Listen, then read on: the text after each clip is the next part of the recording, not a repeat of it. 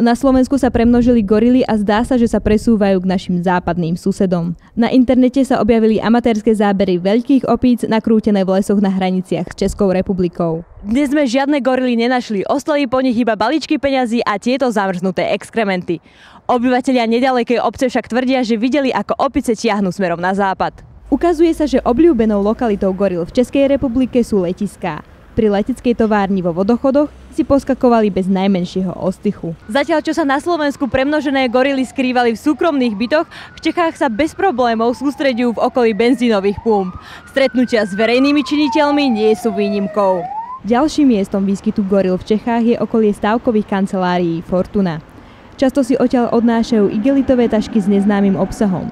Špekuluje sa, že sa jedná o peniaze. Veľmi aktívnymi sa stali opice taktiež v okolí Masarykovej stanice v Prahe. Podľa všetkého sa životu v Českej republike prispôsobili veľmi dobre a správajú sa celkom prirodzene. Na otázku, prečo sa im páči práve tu, tlačový hovorca goril odpovedal toto.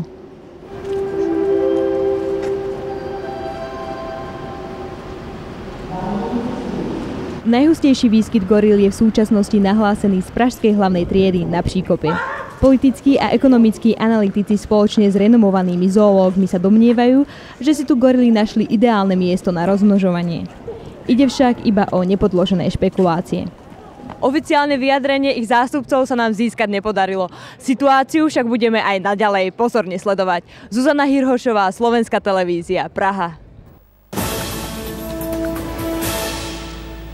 Správy STV časť 2. Rodiny z rómskej osady pri obci